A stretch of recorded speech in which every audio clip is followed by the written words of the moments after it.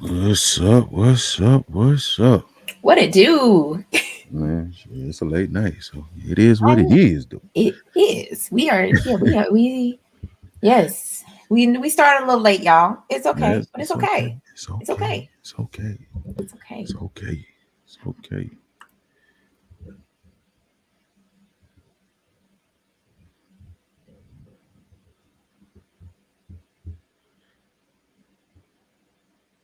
Oh man. So, I mean, we can just jump right into it, like how we were talking pre-show. Well, unless you want to wait with Dre, unless you want I to wait for Dre. mean, you gotta kind of go through the formalities. You know what I'm saying? Because this is it's still a show. It's Okay. still a show. Okay. You gotta You go right. through the You right. formalities. You Hey, right. What's up? What's up, everybody? We'd like to welcome you to episode of the Popcorn in Your Beard podcast. I'm your host Rashad, along with the crew. it's your girl, Mika G, the first lady. You already know who it is. All right, let's What's get it. happening? So before like we hopped on, we were talking just movies, just talking movies. Mhm. So and we talked about us because we were talking about what's the dude name? See, now it's just Yahya Abdul yeah, Mateen. yeah. Yahya Abdul Mateen. Nah, aka Candyman. That's what we know him as. That's Yeah. Candyman. Okay. So we were talking about how he played the dad in And Us. us. Mm-hmm. And Which led to the question of the ending of the movie. right, right. So at the end of the movie, Lupita's character is she's she's looking back at the son, and the son realizes what's going on. But my question was, is the son a swap out as well? So I would say he's not because his swap out didn't have no mouth. Remember that? Right. But Oh Lupita's wait. character didn't, she was messed up too. And then But her she her switched. throat box was gone though. Right.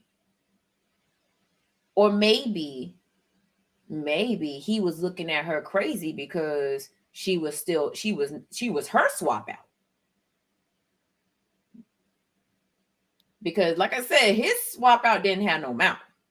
Like at all. It was gone. Mouthpiece gone. I don't I'm know. thinking, I'm thinking he was What's looking up? at What's up, her beautiful? How you because she doing? was still red. What's up, my Yeah. favorite person in the some shade? Here y'all go. Haters gonna hate. But nah,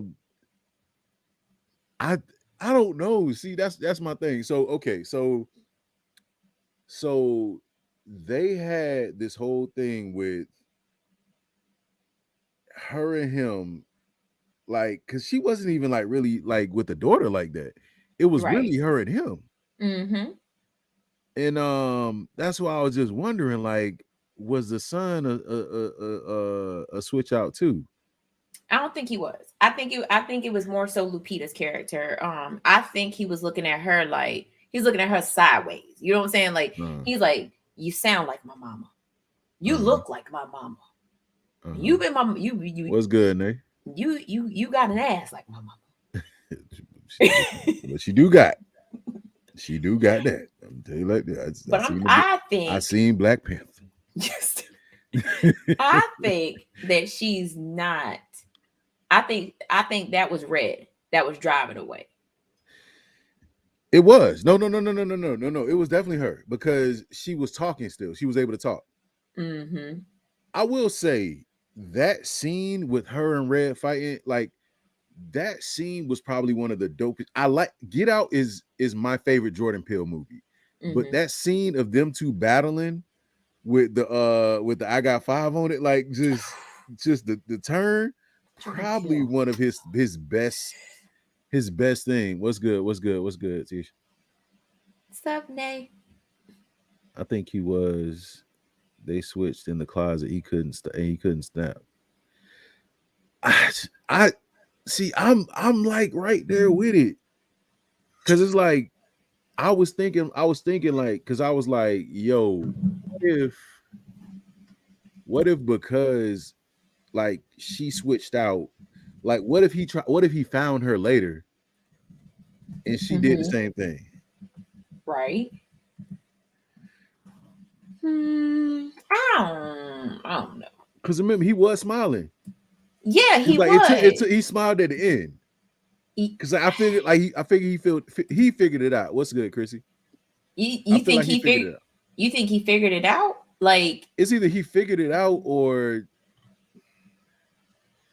I don't know. Because he was the only one I that don't. because he was the only one that could really control his tether.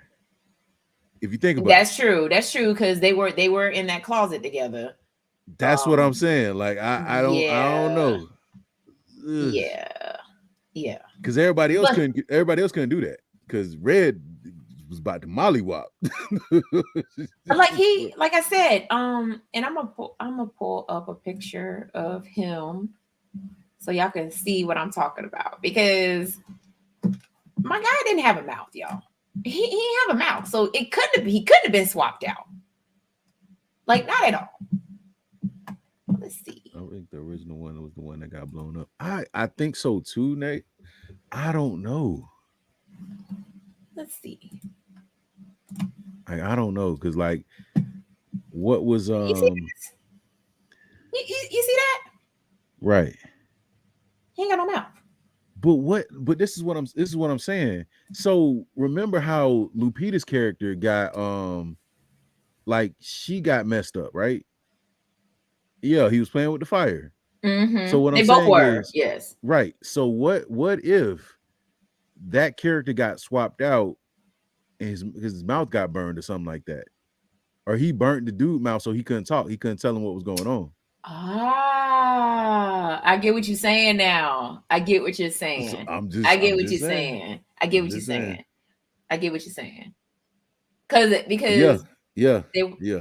they were too that's right. He wasn't the same after that I remember that part. They said that he wasn't the same after that cabin trip. Mm-hmm. That's because I think he found him. And he was like, well, Kind of how like Lupita's character when she was little found her. So and like yo, that part, she said, "Bing." not gonna lie, the girl that they had play her character like as a kid, and like that whole scene happened with them eyes just opening up. Oh my god. Jordan Peele, I He's a love genius. the way that he writes horror. Oh yeah. And the reason why is he makes it about race without making it about race. Oh, he definitely has a social commentary in Mm-hmm. all of his movies. I Mm-hmm. mean, even though he wasn't the director of Candyman, Mm-hmm. that had Jordan Peele written Oh all yeah, over. absolutely, absolutely, absolutely. Agreed, 100%. Like he gonna make you think. You gonna think about this. Oh, the cinematography was absolutely on point. Like I said, just that one scene alone with them two fighting, Like masterful. when I first saw the trailer for Us, and Mm-hmm. they showed them five people, five, Mm-hmm. four, is it four or five? I'm not Four. going outside. They said anyway. It's people standing outside Y'all at the got it. top Y'all at the got it. driveway. Don't worry about it. They ain't coming in the house. And then you got Winston Duke going outside. Oh, we You got a wanna problem. get crazy? Don't worry about it. That ain't me. I ain't Hey, got nah I'm with a good, big bat. dog. With a bat, I'm I'm gonna good. have a whole. I'm So y'all want good. to get crazy? So y'all want to get crazy and Y'all got want beat to up get on and got right? beat up on because he definitely didn't have the strength that his doppelganger had. Oh yeah, the Yeah, little girl killed her role. She she's definitely yeah, did.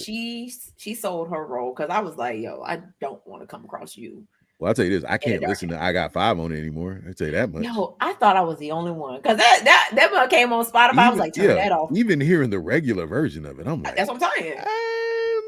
They were yeah, like, don't doom worry about doom, it. click. Yeah, We're I'm good good. here. We're I'm good. good. Don't worry Thanks. about it. I'm Thanks, riding in the car by Jordan myself Peele. at night. So, next thing you know, a car is on fire, and it's just next thing you know, my doppelganger come out and get me. I'd be mad. That's crazy. Like you can't even like you gotta live underground. It's just it's so crazy because he takes like real life experiences and makes them horror. And it's like, now, okay, bro, now you got me afraid of horses.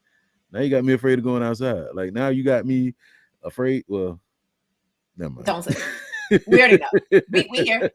Don't even say it. Yep. Don't invite me to your country club. That's what you don't do. Ain't gonna have nobody bidding on me, big dog.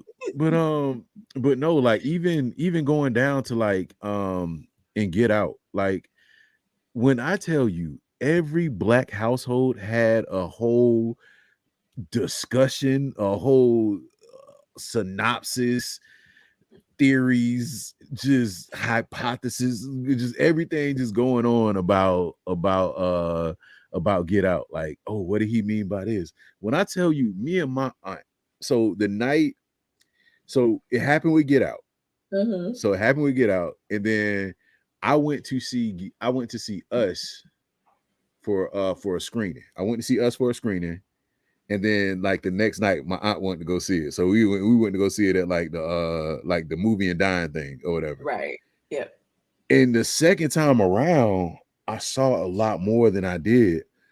Now I will say I've watched Get Out again. I haven't watched Us again. Get Out is like one of the ones I know I'm not gonna be in that situation. Just not gonna happen. Not gonna happen with me. Now Us is a little different. Yeah, the Hands Across America thing was absolutely creepy. that was a little At wild. the end, when they showed all those doppelgangers holding hands and they tied it into Hands Across America, I was like, yeah, Jordan Peele won. Go ahead and give him an Oscar for this one too, goddamn. Absolutely. Because Get Out, I don't know how many more things it could have won. Because him and Daniel Kaluuya, they can work together for forever. Like what he has to do now is he has to put Daniel Kaluuya and Lupita Nyong'o in a movie together. That's what gotta happen. That's what gotta happen. I mean, so since we're on a Jordan Peele kick. Nope. Like, nope. I was like, okay, I don't know what the hell this is about, but I know this movie good. I don't know why it's good, but I'm still trying to figure this one out. Like this, when I tell you I watched Nope 3 times because of my daughter, and every single time I was like, I'm still confused about this creature. But I'm into it. But I'm into it. But I'm into it. Not gonna lie, the probably the hardest scene to watch was the stable scene. Oh. Yeah. Because you really didn't know what was going on, and then you saw stuff dip. Like when he saw that thing like get up, I was like, hey dog, hey, I gotta go. Hey, get up. I said no. Get up out of there. Get up out of there. So it was crazy because I went to so I had got like a little email ticket or whatever. So I went to go see it with one of my buddies or whatever. So we sitting there next to each other, and he's like, man, I'm confused, but I'm having like the best time. I'm like, yeah, man, me too. So I had my hand like on the little armrest thing. So that part happened, and he grabbed I was like, hey man, I almost punched you. So I'm gonna tell you like this. That scene creeped me out so much because I was just like, hey man, hey, you gotta chill.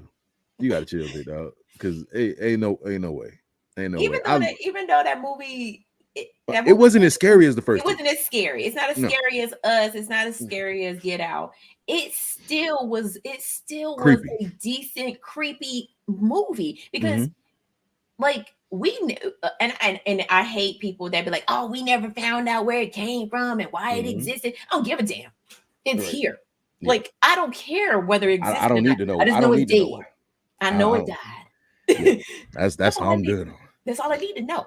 And shout out to Keke Palmer. Like everybody, like some people had mixed reviews about Keke Palmer's character. I actually liked her. Like she brought more character to the movie because it's where Daniel Kaluuya's character was more stoic, laid back. Like he was almost like his father. Was that Keith David? Yes, that was. Yeah. Yeah, that's the stuff you watch from a distance. Exactly. You be like, that cloud ain't moving. Pack your stuff. Hey, we gotta go. We gotta go ahead, get a station wagon, leave these horses. We gotta go. We That gotta cloud go. ain't moved in 5 days. Yeah, I'm good, big dog. They Yeah, were go doing ahead and stuff get black this people going. don't even do. Right. I was like, hey, we can't be doing They this. went investigating. I was like, who? Yeah, Wait, nah. nah, they ain't even me. Yeah. But Keith David's scene in that I was a little upset. Not gonna lie to you. I love Keith David. So Keith David played my very favorite version of T'Challa in the animated series.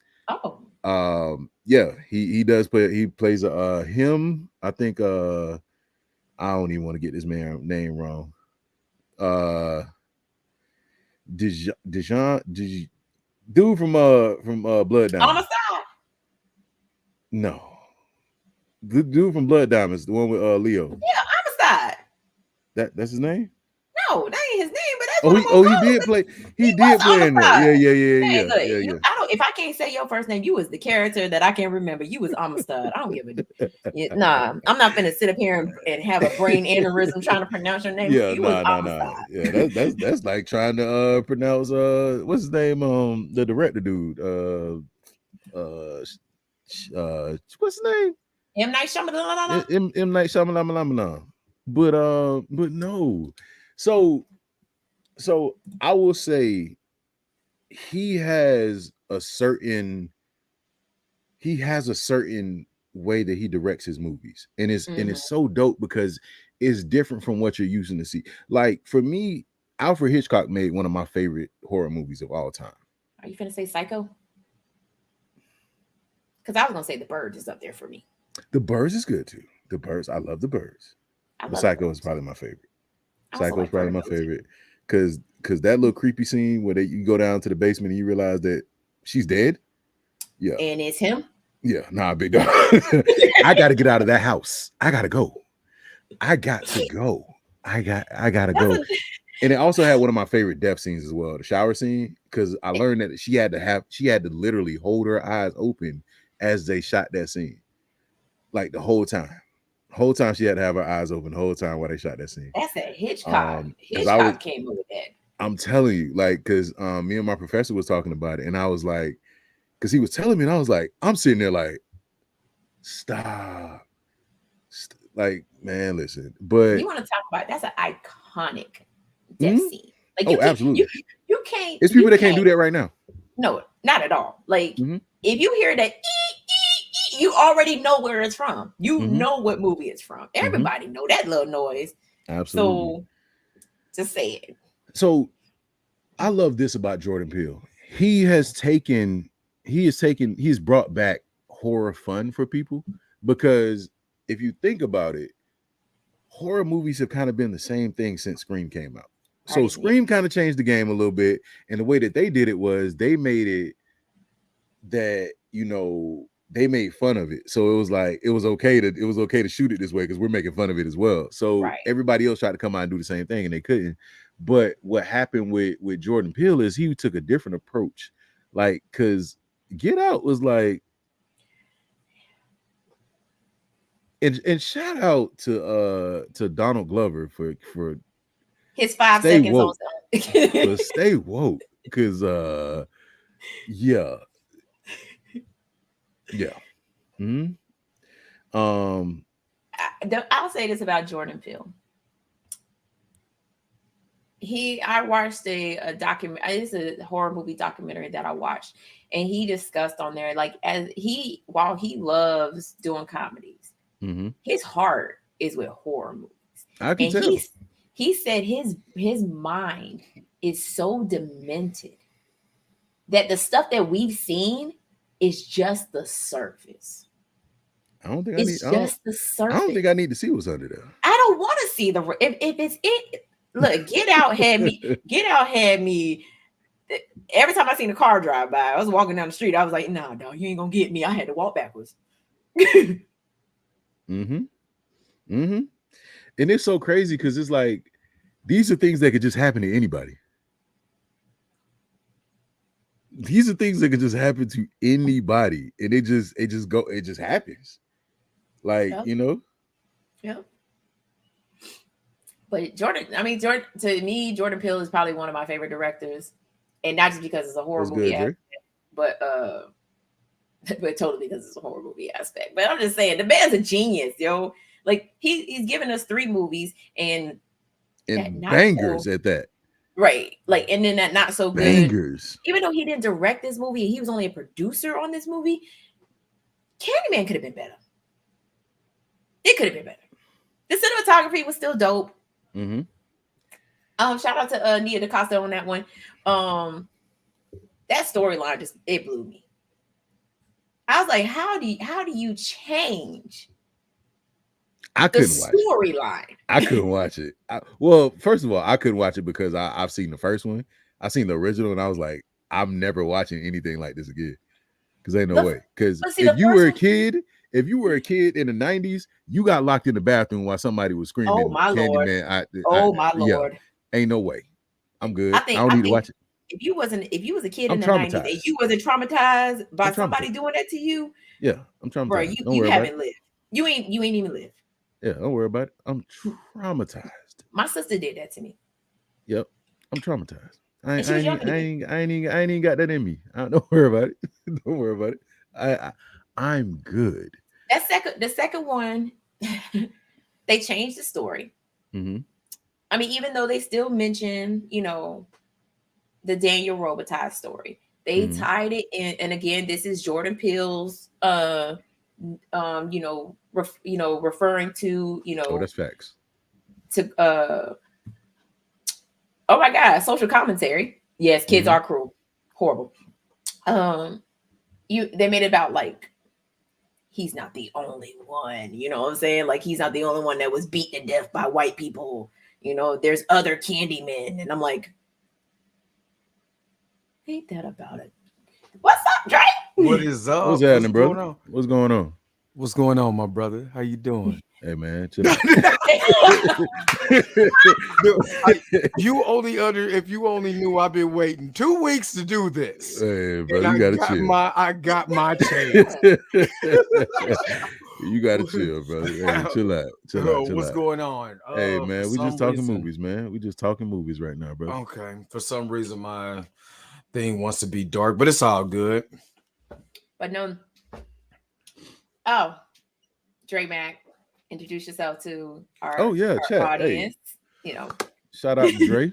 Coming on the show again? Yeah, it's no problem. No problem. I mean, y'all caught me in the middle eating my chicken sandwich. You know what I'm saying? White meat.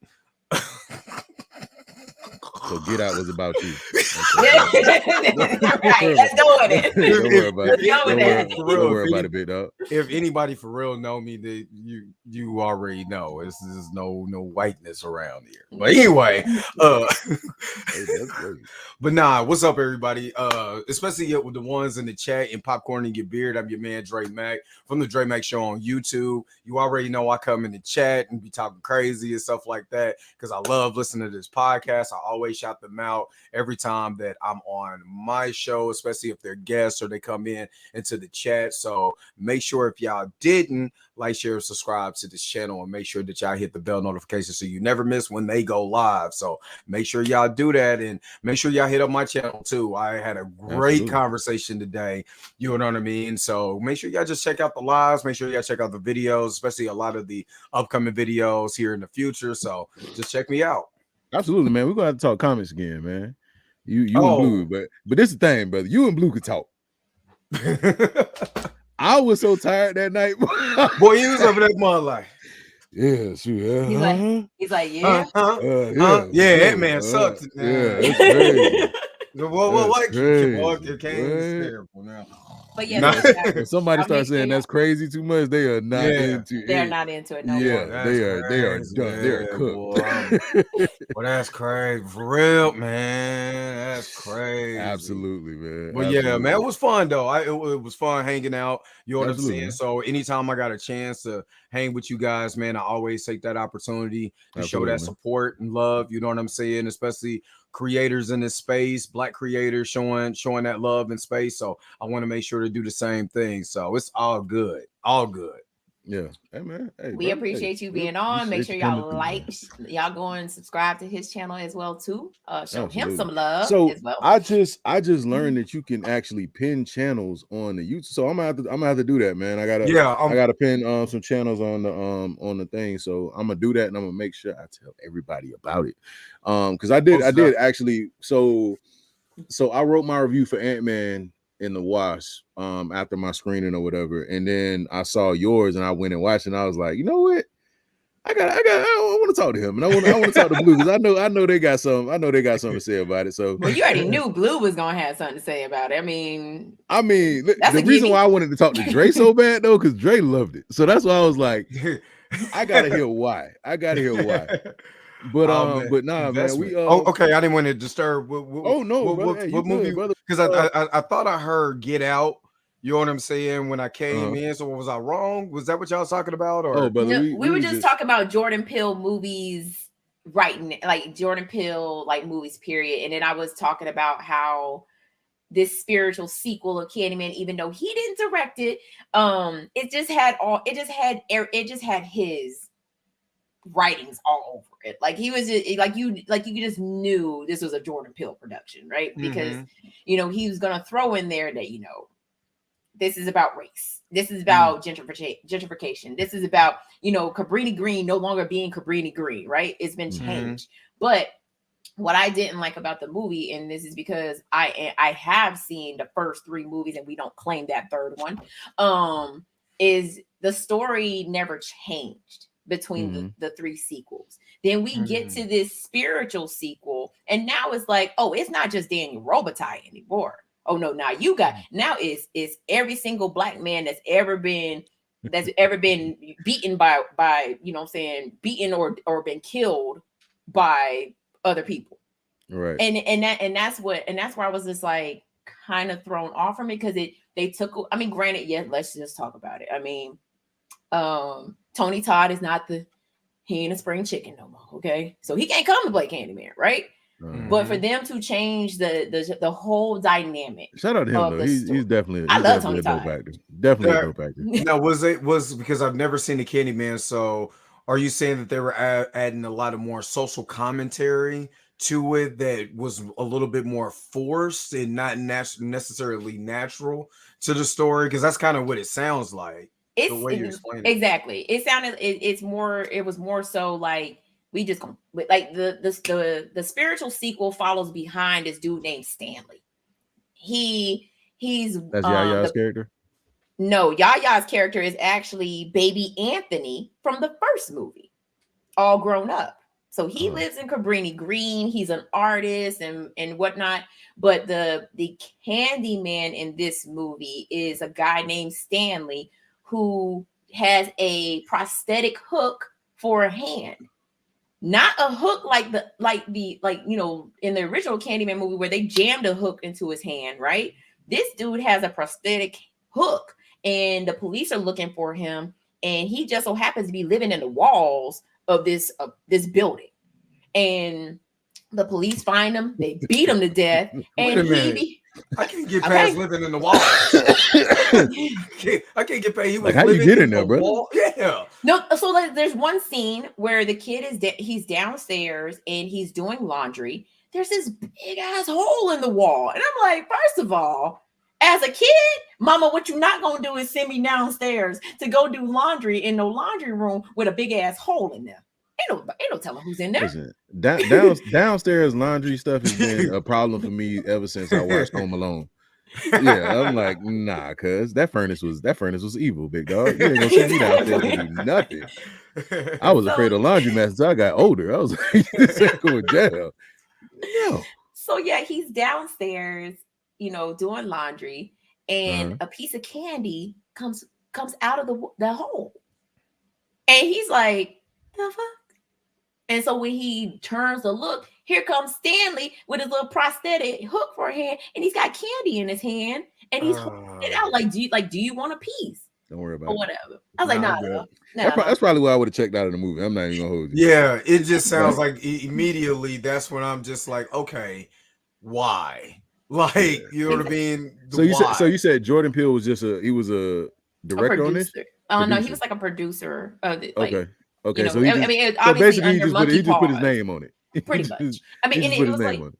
Nina DaCosta is the one that did. She directed the movie, Okay. but That's right. but you could see everything was it just had the Jordan Peele effect on it, like Some of the aesthetic on it, the aesthetic of the look. Yes. So like, and as far as like the social commentary behind it, like, yes, we all, I mean, I can say we, but a lot of people know that Cabrini Green has been gentrified. Like they tore down all the projects there and they put up, you know what I'm saying, condos and things like that. So that part of it, understandable. What I didn't like was them switching out my character. Like I didn't like that. I was just like, I mean, I didn't even go to the movie theater to watch this, and what would have made that better for you? Like if they would have just like, I guess, not necessarily aged him up, but like kind of just like kind of switched out and chopped it into a new character playing the same character. So the whole premise behind it is that in the first movie, Candyman wanted Anthony. Don't know why, still don't know to this day. All I know is he wanted this baby or whatever. Okay. If they would have stuck to Candyman still coming after Anthony, because Anthony knows nothing about what happened to him. He knows nothing about this story. His sister's boyfriend, or no, his sister's brother told him about the story. But it wasn't even a Candyman story. It was the Helen Lyle story. She became an urban legend.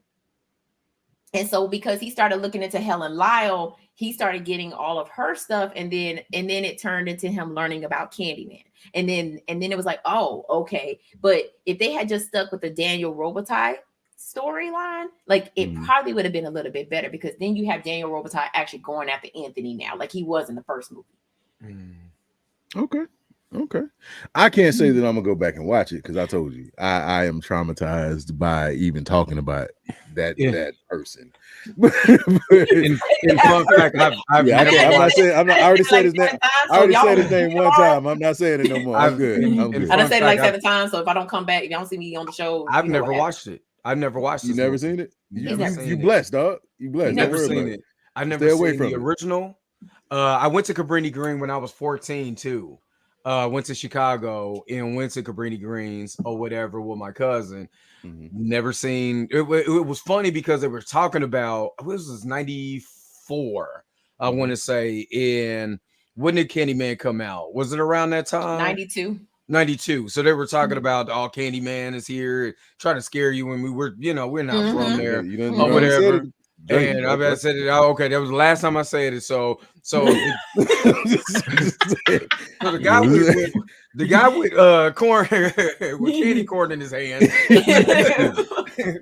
But no, I just never seen it. It's like I don't know. I don't know if it's like certain horror movies. Like there's certain horror movies that I like. Like again, I like Child's Play is one of my favorite. In Nightmare on Elm Street, because they got this spirituality element, but there's this tad bit of humor, because that's just what I like. So when people's talking about this movie, I'm like, I don't know, because I don't know if I'm going to, because I'm kind of a sucker for that cruel humor, like dark humor with murder. So I just never seen it. So you love Cocaine Bear then? I would probably love. Matter of fact, when I was watching the trailer, I gotta go see this, because it's just cruel humor, so I'm gonna tell you, dark humor. I like that. I wrote a review for it, man, and I ain't even posted. Is that bad?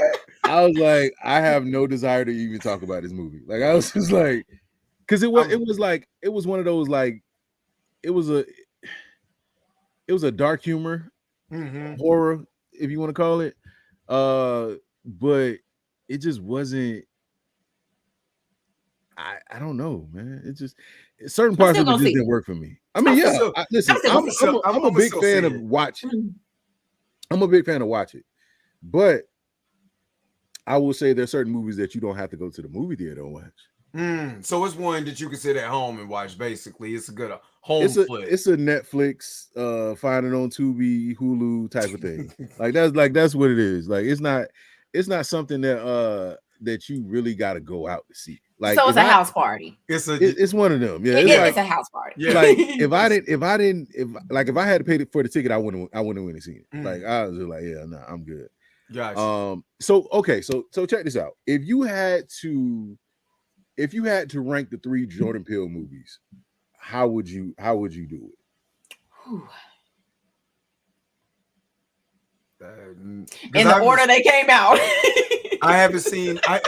The crazy part, I haven't seen Nope, and I think Nope is now on HBO Peacock. Max. HBO Or it's on Max. Peacock. It's on. It's on I thought it Peacock. was on HBO Max. Oh, it might be on Peacock. Okay. I think it's on Peacock. Yeah. That's the only one that I haven't seen.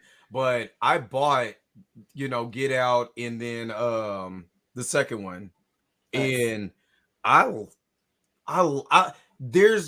his type of horror reminds me of Hitchcock. I think that's why I can watch Jordan Peele. Yeah, it just reminds me of Hitchcock. It's creative. It's creative. Like The Birds. You know what I mean? That's one of my favorite Hitchcock movies is The Birds. Because I said Psycho. I said The Birds. Psycho. I said The Birds. Psycho is amazing too, but The Birds, because you walk outside and you see black crows just hanging out. So when I first seen that and then see crows, and then my grandmother being that old black spiritual woman from the South, but like, if a black crow is outside your window, that means somebody gonna die. And I'm like, don't tell me that, Grandma. And then I just watch this bird. Don't tell me that, Grandma. Now I'm swatting birds from my window. You know what I mean? So but I like that aesthetic about Jordan Peele taking that formula and doing his own creative thing with it. So I enjoy his movies. Absolutely. Yeah. Now, I will say it's the same for me as far as in the order which they came out, but certain elements of Nope I liked better than I liked Us. I will say that. I think because I would say those two are kind of neck and neck for me. Get Out is far beyond. Like, that movie is almost perfect.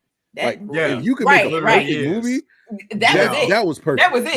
Yeah. Because it was a certain part. I was just like, bro, this is too good. Like, I could go back and watch it now, and I still be like, yo, I'm with it. I promise y'all, as soon as we get off here, I'm probably gonna go watch it. I mean, but it was just like certain parts of Nope and certain parts of Us are like interchangeable for me as far as which one of those would be his second best. So I just kind of wanted to see how, like, y'all gauged it, because for me, I'm really big on creativity when it comes to horror films. Yeah, I'm not a big horror fan, but I like horror movies if they're done correctly. Like, we were talking, I think you and I were talking about The Invitation, right?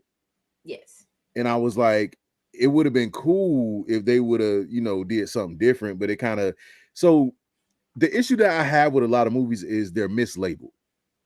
So it's not necessarily a horror than it is a suspense drama. Like, I thought The Menu could have been so much better than it was. Yo, don't even get me started on that movie. Because it was like, you had this premise, right? You had this perfect premise. It was great. And you just dropped the ball. Like, completely dropped it. It was like, all right, this is all right. Now it's not even fun anymore. It's right. All right, cool. Like, you went basic on this. All right, cool. That's dope. Like, I like the idea of like each course being something, right? So I like that. Right. I like the fact that each course was like something was getting ready to happen. Love that part. But that ending pissed me off. Yeah, I was just like, all right, whatever. I was like, yeah, whatever. I couldn't. It's like you ever not like a movie so bad you just can't wait to stop so you can write a review. Like, you just like, I want this to be over so I can tell everybody how I hated it. Like, and that was exactly how I was with because I did the review of The Menu on my page, and I was just like, yo, like, yeah, it was so bland. Yeah. Like, there was really no action aside from like one jump scare. I think like that was it. Like, have you ever seen The Menu, Dre? No, but okay, so don't even waste your time. It's on HBO Max though, so if you really want to just go watch it, you can. See, a thing again with me with horror movies, I'm kind of like you, Rashad. It has to be done in a creative a creative. It doesn't have to be a masterpiece, but it has to be creative in the way that they do things, or take an older formula and put your spin to it. And I'll give you a perfect example. So I'm a big fan of A House of the Thousand Corpse and The Devil's Rejects. Like humongous Rob Zombie fan. I love the way he took, again, is I don't know if you guys ever watched like the old Texas Chainsaw Massacre films, like them old 70s, like the way 70s aesthetic horror films was. You had to be creative then, though. Yeah, so you had no choice. You didn't have all these special effects and all that other stuff. You had to be creative then. That's why I said that's why I love the way Hitchcock, like his movies. You had to be creative. Right. You had to shoot a movie creatively. You didn't have all these extra things that they have now. By the way, I hate The Devil's Rejects. Man, that's terrified the piss out of me. I'm not even gonna but I do like Rob Zombie's Halloween though. I will say that I do. I'm sorry. What was his name? Big Joe? I still love it. Oh, you talking about the I haven't seen his the black dude. Oh my god, I can't think of his name right now. His name Big Joe or something like that. Yeah, something like that. Hold on, let me pull it. But they like it's a scene between this big huge black dude, and they have somebody that looks like Kane playing Michael Myers, and they are fighting in the bathroom, and I mean like these some two big massive people. Big Joe Grizzly. Big Joe Grizzly, yeah. So they are fighting in this bath. I mean, this is a huge black dude, huge. They just going at it, and I was like, I like this. I'm mad that he's gonna die, but I like this. He is actually played by the guy from the original Dawn of the Dead. Yeah. Yeah. He was a nod to the horror movie. The horror movie. And even with a House of a Thousand Corpses, we've all seen that going to a back alley. You know, you going across country, wherever you get this hick town. You know what I'm saying? You're seeing something. That has literally, this can happen to anybody. So I like that going on the road, unless they do it in, as far as like what they did in Velasa Pastor. But you know, awesome movie, by the way. That movie's incredible. 5 stars. But no, what I'm saying is like anybody can be on a road trip going into a back alley place, you know what I'm saying, is this side of the road town, you know what I'm saying, they got 50 people in it, you know what I'm saying, stop and go get some gas, and all the shenanigans happen. And technically we've seen that. Matter of fact, Lovecraft Country hinted to that. I was going to ask y'all about Lovecraft Country. Because remember, Lovecraft Country hinted to that, going into those roles where we at the time was not necessarily allowed to be there. Shout out to Jonathan Majors. Yeah, you know what I mean? That's my baby daddy. But, so when I'm watching that, especially, you know, my grandmother's from the South and talking to her, those are things that was scary for them. So I can see that they're using that element in horror films, because those things really could happen to people. So that's a good way to do it. Yeah. But then Amazon turned around and did We or something like that, or something like that. Them. Yeah, they did Them. And I was like, yeah, they was going a little too far with that. Because couldn't have been me. Couldn't have been me. The problem with Them is too much. It was too much drama porn. It was race porn and trauma porn, especially those. We can't say it on YouTube. Them R scenes was unnecessary. If you know what the R word means, I can't say on YouTube. That was something that was totally. They didn't have to show it in that aspect. They could have gave us the cutaway where we know it's happening, but we don't. They wanted you to see it because they wanted you to feel it. They want you to feel. They want you to feel the racism. Yeah, that was way and I did. too much. And and in my mind, I slapped that woman several times. I couldn't. I went to jail. I couldn't get through the first 2 minutes. I beat her down as soon as she came out her mouth wrong. I couldn't get through. Honestly, I couldn't get through the previews, but I was like, all right, I'm gonna try it. And I was like, yeah, no, I'm good. I got to like episode 5, I think, of that, and I was out. I think after episode 5, I just could not go back. It was that scene, especially the scene with the baby. Oh yeah. Yeah, I was done. I was like, I think this is a wrap. Yeah. Yeah, no, I think what happens though with shows like Lovecraft Country, Which was excellently done. Don't even know and the why that reason got why canceled. why it gets canceled is there wasn't a lot of push for it from big time Hollywood. Mm-hmm. So like it had fans. Like it had I would say Yeah. about the same amount of fans as Game of Thrones. Well, nah, not never mind. No. You gotta Not take it that down far. just a little bit. Come Not down that just a little far, but like it had a good following. Yeah. bit. They had, yeah. It had a really good following. Journey Smollett and Jonathan Just Majors in his first really big role. big, yeah, because I seen him in the five. Because I seen him in the Five Five Guys. Bloods first. Five Bloods. Yeah, I seen him in the Five Bloods first. I was like, "Who is this guy?" Mhm. And then they had that other movie where he was playing like a part of the Confederacy or whatever. Mhm. That movie. But then that's where I got on board on the Jonathan Majors train. Is Mhm. Lovecraft Country, because it was Yeah. amazing in that. Yeah, both of them killed it. Yeah. Juicy Smollier's sister was Nah, amazing in that Juicy movie. Smollett. Nah, Juicy Smollett. Man, he wanted his Subway, man. Chill out. Sandwiches At 3:00. Well, I said, okay, whatever. Just Dave Chappelle saying, "When the last time you seen rope?" It's still the funniest thing ever. But anyway, go ahead. But no, it just I don't think it got a big time push from Hollywood. Like it didn't Hollywood get a was big time afraid push of from that Hollywood. movie. I mean, afraid of that show. And that's why I say we have to push Jordan Peele to the limit. Yeah. Because if he's gonna so my thing is, in which I've always wanted, man, I want more color in sci-fi. I want more color in horror. Like I want more color. Like, and the crazy thing is Jonathan Majors is starring in a lot of these things. Mhm. The Harder They Fall. Oh, it was amazing. Amazing. So it's like I watched that thing about 50 times. That is amazing. It's shot so good. Oh yeah. Yes. Like him and Idris Elba, their dialogue, their dynamic, just two powerhouse actors going in. That's why he's in the MCU the side right characters, now. even the side characters, bro.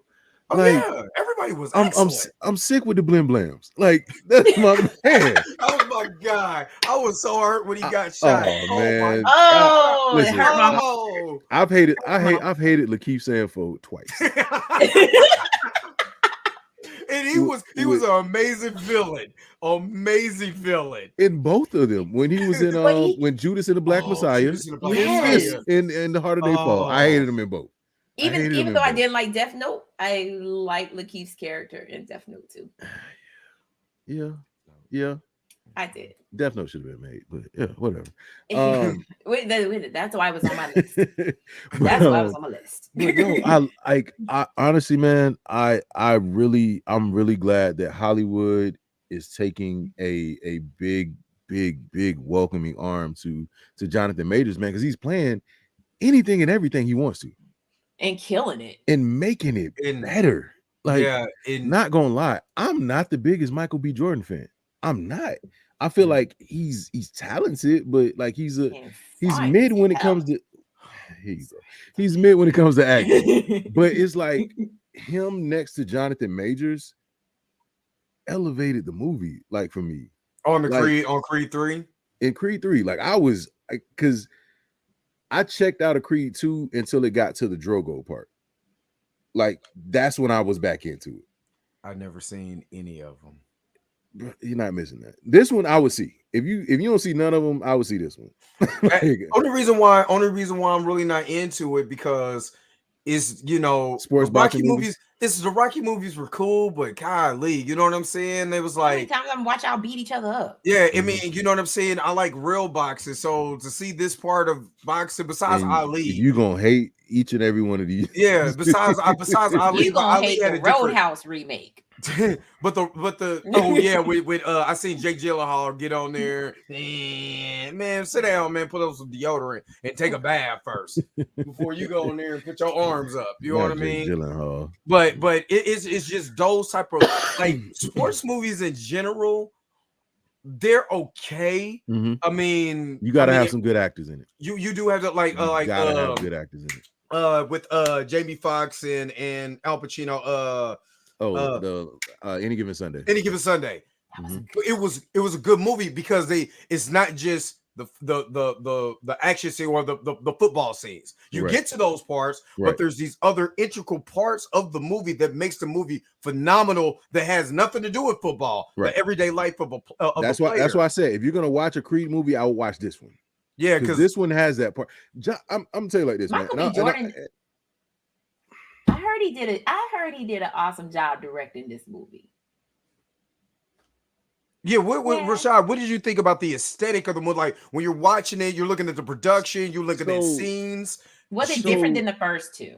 So for me, it was. I think he did take a lot of things that he did learn from Ryan Coogler. While I haven't been the hugest Black Panther Ryan Coogler fan, yeah, Fruitvale Station and was amazingly shot. Yeah. Agreed.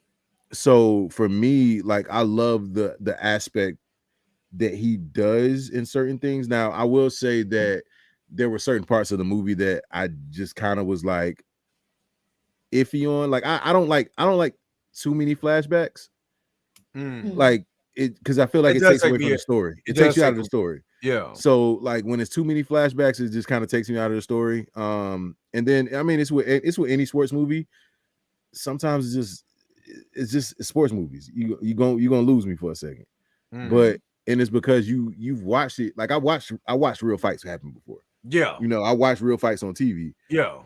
That doesn't happen. Like that's not a thing. Like that, like you don't punch like that. Like it's like those things start to play in your mind. But I will say, shout out to those two brothers, man. Like I kid you not, they're aside from technical things, there's not really a lot bad I can say about this movie. Like acting wise, and I hate to say this about Michael B. Jordan because it's hurting, but he did his thing, man. Like, and I feel like that's a nod to Jonathan Majors and them playing off of each other. Right. Like, I feel like they spent a lot of time with each other on this movie, playing off of each other and building that camaraderie between each other for them to go in and make this film. Because so I've watched Jonathan Majors play in multiple different, I mean, we all have multiple different, scenarios of different characters. Yeah. And he's played them all differently. Yeah. And that's why I like him. He's a character actor. He's a character actor. And I'm going to say this, and it's going to sound blasphemous. Denzel Washington doesn't have that. Denzel Washington plays Denzel Washington. Yeah, I don't think it's blasphemous. I don't think it's blasphemous because you could do Man on Fire and switch him out.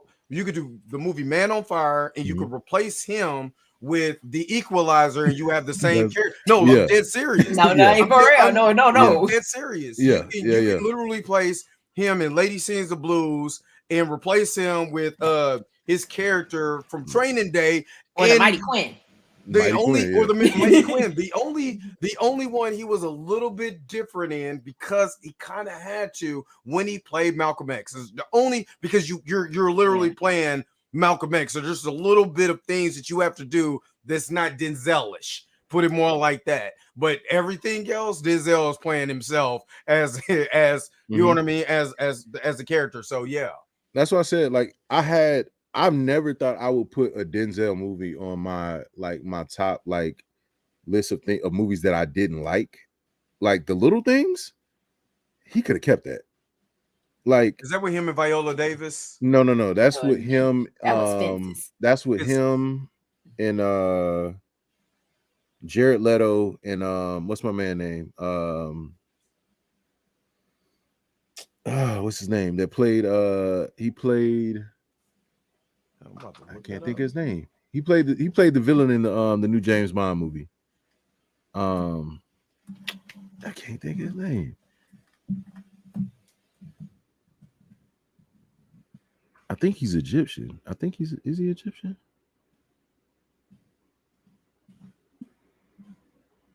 Amy Malou. Is that it? Rami? Yeah, Rami? yeah, whatever his name is. That's But it was so dry. It was a dry movie, and I get it. Like, you know, it was also like really unbelievable as the characters. Like, and it's sad to say that about 3 actors that, you know, have a lot of acting chops. Because while Denzel does play Denzel and everything, Denzel can bring acting chops to something. Yeah, Like, he can bring most emotion. Like the original Fences is probably like, I would say probably like my favorite amongst the movies, because I felt like it had a little more character to it. It didn't have Viola Davis crying though. That was the thing that was missing. Like, if it had Viola Davis crying, it probably would have been a lot better. But Denzel can bring emotion, because John Q, I'm still mad he didn't get an Oscar for that, man. John Q was amazing. Oh my God. But for every John Q, there's the what is it? Bone Hunter, Bone Collector. Oh my God. Yeah. You talking about dry. I didn't like Training Day. God. I'm sorry. Everybody talks about Training Day. I hated Training Day. The only reason why I like Training Day because I lived in LA, and that area, the area that he was in, the golly, can't think of the name of it, but it was literally because I lived in Compton, and you take Imperial, you get on the train, go to Imperial. You literally see that hood from you talking. I'd rather go to a House of 1,000 Corpse, Freddy's house, Jason, Michael, all together. And before I go over there, I don't think I need no sugar. I'm gonna go. Yeah, I'm cool. I'm straight. I'm cool. Go back to that is scary, and that's the only reason why I liked it, because I literally seen that for myself. So I'm like, yeah, you know what I mean. But as far as the Bone Collector is terrible. That is the worst. He has some L's on his list. Yeah, that's a he's like Will Smith. He has some L's on his Will got some L's. Because After Earth. Christ. Bright is not that good. Not at all. Not that good at all. Yeah. I heard the double movie that when he's playing a younger version. Oh, the Gemini. The Gemini Man. Yeah. You can go ahead and hang that up. You could have kept that one too. You could have kept that one too. I don't think Wild Wild West was his fault. Well, no, it is his fault because he had that. Everybody said Wild Wild West is a bad movie. No, it's poorly. I like Wild Wild West because it just had. I'm not saying it's poorly constructed. That's what it is. It's poorly constructed. Like as a story beat, it is terrible as a story beat. There's good acting in it. Oh yeah, but it's poorly constructed as a complete narrative. That's the problem with that movie. I will say the exchange between him and Dr. Arlen's. Oh yeah. Oh my God.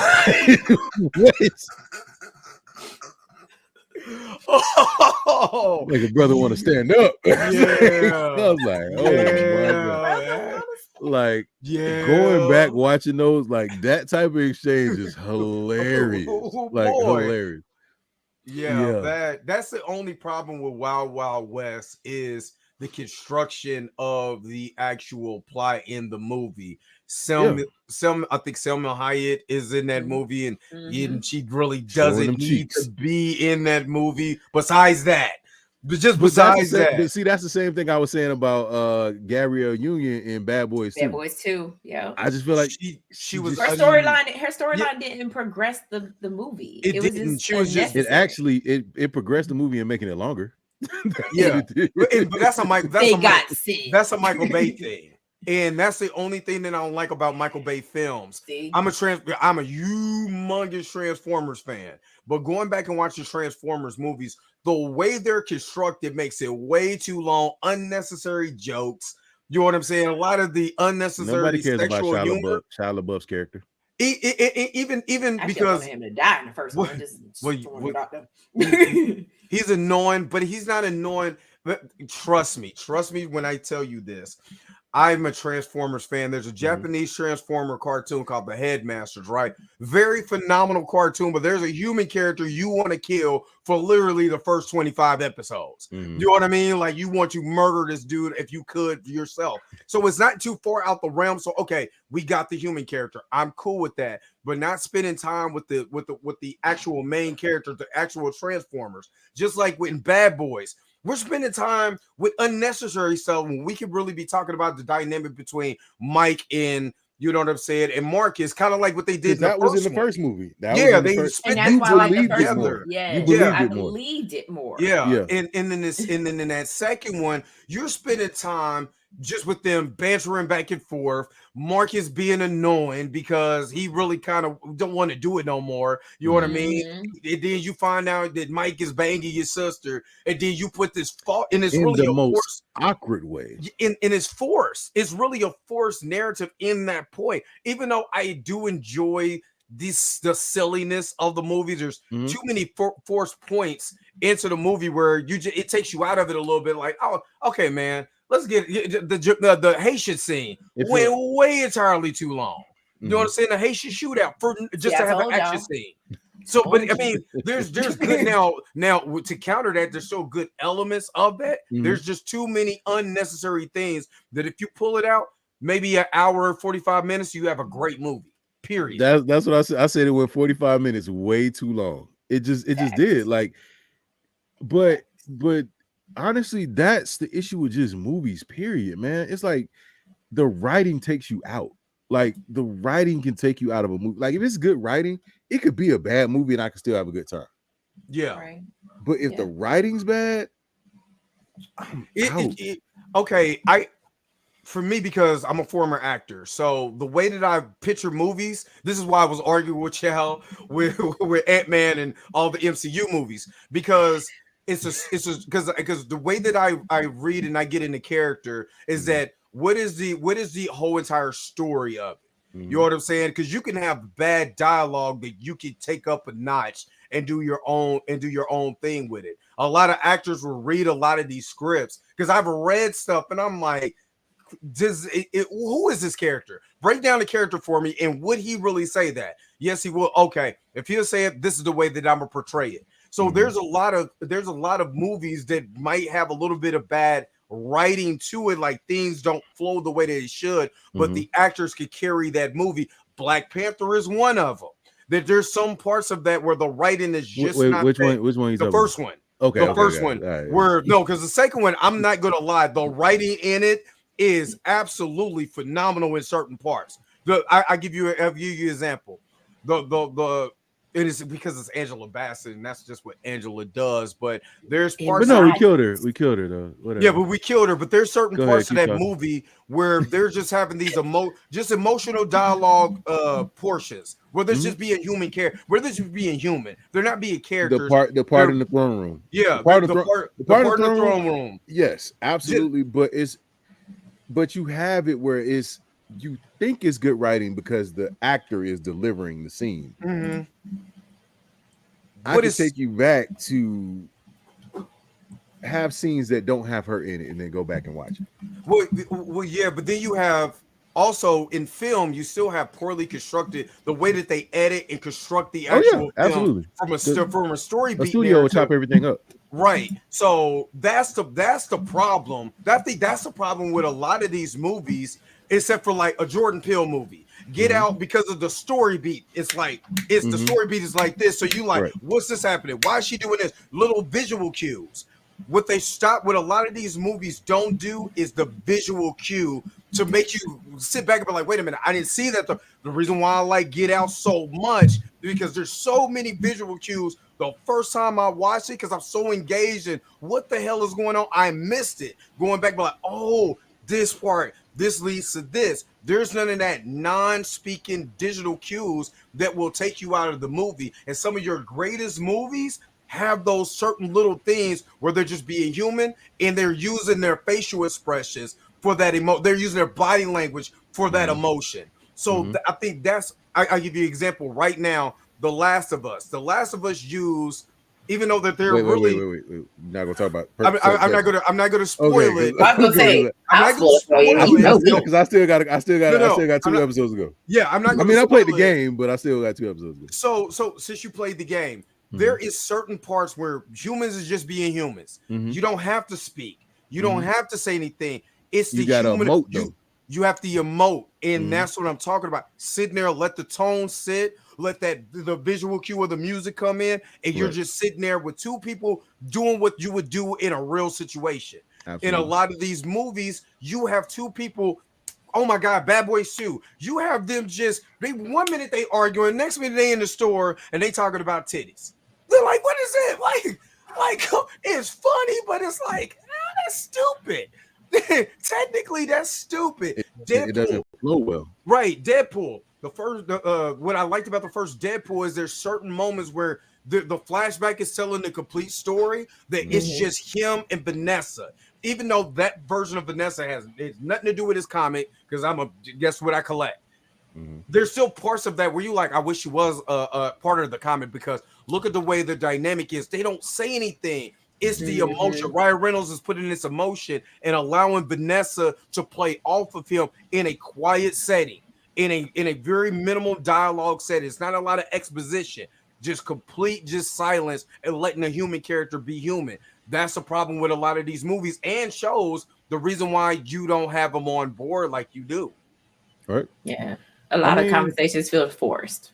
I mean, that's why I said, that's why I'm a big fan of John Q. And the reason why is phenomenal. God, the story isn't the best, but the acting in it is what brings you to it. Like, because it's like there's a lot of movies like that just don't have the best writing. Like, it's not the best storyline. Like, but the actors, when they're delivering lines, the actors when they're showing emotion, it just makes it makes it that much more like I'm a big fan of do y'all watch Atlanta? I watched season 1. I watched season 1. I watched it. So like the writing is cool. But the actors that deliver the parts on the movie on the show make it to where you actually can get into the show. Like the writing is their character. It's unique for who they are. Like you know who the different characters are. Like you know when he's about to say something, you're like, that don't make no sense, but it sounds good coming out of his mouth. Like it just sounds like it's like I don't know what he said, but it sounded good. it's like it could be one of your friends or one of your people, and you like, bro, that don't make no sense, bro. What you? The hell you just said? Hey, you know what? You just made me think about the when in season 1 when he went to jail, and oh boy, the way he's delivering the lines, he's so oblivious. Yeah, that his girlfriend is sitting right next to him. And you sit there, but again, visual cues, because Donald Glover everything, his face, his body is telling you everything you need to know from what you would do if you're sitting there watching this for what it is. And you know, and the dude's lines is not really that great if you really listen to the but it's everything else, and that's what it's the acting. Yes, and that's what I'm saying. What you were saying earlier. Sometimes the actors can portray bad dialogue and make it great for whatever scene it is or whatever. So you're right. Speaking of Donald Glover, I'm gonna need him to stay away from Disney movies. Like never in your life ever touch the Lion King again. Him and it Beyonce. Ain't his fault. It ain't hey, his Lions, fault. are you with Etafor, like just stay away. And I don't even think it was Donald Glover wasn't bad. It's that whole live action unemotional animal, dark the uncanny valley looking animals. I'm mad they changed Scar's "Be Prepared" into spoken word. Like, bro, like that's the best part of the damn movie. It is. First of all, Jeremy Irons. You went from Jeremy Irons to Etafor, which he's a great actor. He is a really good actor. Jeremy Irons is so spicy when he's delivering these. He is. You can't think of nobody else playing this character. Nobody. It's like if they would have picked somebody else to play Mufasa, would you even watch it? Hell no. So why I would mean, you do that? well, because James Earl Jones is, closer to the upper room. But So still, even if he is, but he's still here. But he's still here. They made sure that he was the only character that did not change. Well, yeah, because his Madge Sinclair passed away, in the early 90s. And I'm pretty sure they would have got her too if she most was definitely. still with us. Most definitely. Because Sarabi didn't have too many lines, but she really did. Yeah. But it was is it true? That was it. I mean, it was the country accent for the lions. It was even though we're in the heart of the Serengeti. We're in the heart of the Serengeti. We're in Africa. Y'all literally couldn't in Africa. find any African actors. They didn't get. So if anybody should have played Nala, it should have been Lupita. What's up, Kiana? What's up, Kiana? What's up, Kiana? Yeah. Hi, Kiana. Hi, but see, they couldn't have did that because I need to see Lupita on the screen. Like, she got Nala. You know what I'm saying? Little thing. I gotta put some hopes on it. See a lion with some cakes. Well, I would say the only thing that I liked about the Lion King was the dynamic between Timon and Pumbaa. Like that was the characters that so they had I love that Seth Rogen and I can't think of the other dude now. Yeah, but the other guy. I'm okay. I love their dynamic. But it was because that part was actually that's the only part that you felt. That's the only part that you felt. Right. But you didn't really feel nothing between Nala and Simba. I didn't feel the love. You don't feel it because you made the animals a little too real. That's the problem. That was National Geographic. Yeah, because them more human too. Yeah, and if you look at the original Lion King, everything was emotion on the cartoon face. Same thing with Aladdin. The same thing with Aladdin, the live action one compared to the cartoon. There's certain things you could do in a cartoon that you cannot do in live action, and it's a lot of it was displayed right there. So can I ask y'all, what was the point of that song? The one song I could talk. Or what hold on, let me go get my agent. My agent is calling me now. Hello, agent. No, I don't want to be a part of the new Lion King. Nah, no, you keep the Aladdin thing. Put me in the next picture too. That sucks too. All right, man, just call me back. All right. Yeah. Oh my God, it's been some bad. Leave stuff alone. That's at this point. So you talking about the song "I Won't Go Speechless"? Is that about? I guess, it sure. was called Speechless. Yeah.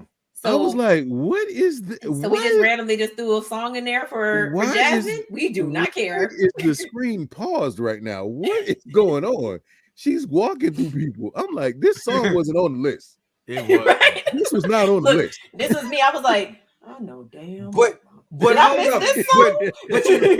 but real talk, I'm not going to lie. There's certain parts where Genie is talking to Aladdin. It was Will brought that. I'm not going to lie. I will give him that. He did a great job. Now I'm a big Aladdin fan. It was my what's his name? There was a genie. Robin Williams, yes. And I love the way Robin Williams is that in that movie because I'm a Robin Williams fan.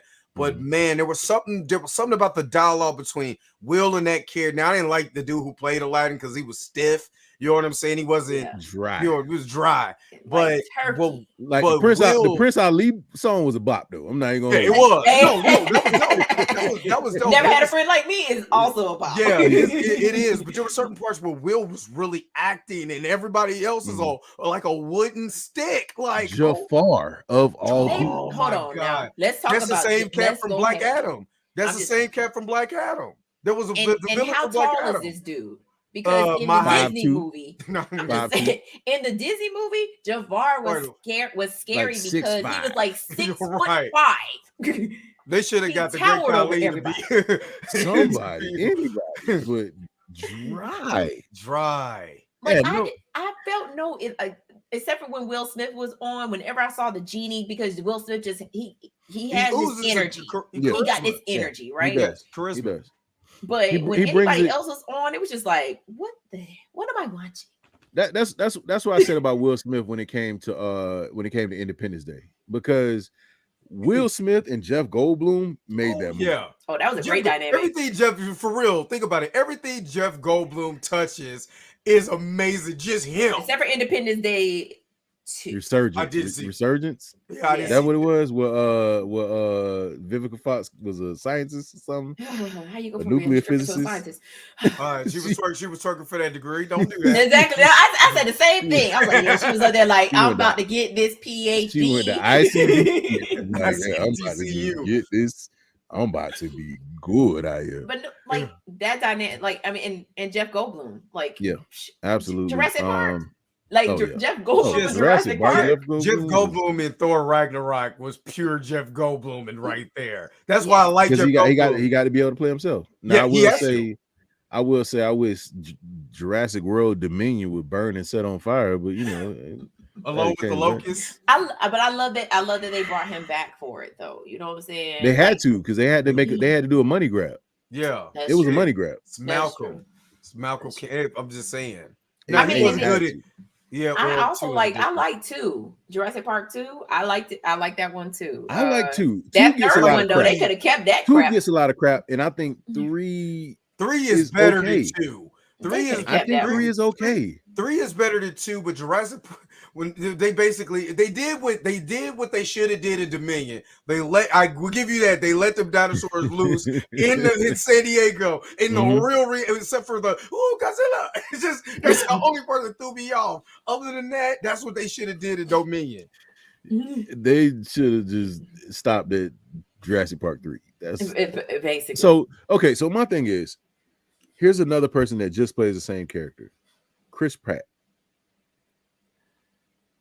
He's starting to. I liked him when he was fluffy. Fat. Yeah, I was about to say fluffy for Chris Pratt. I like a little bit different than shirtless model Chris Pratt.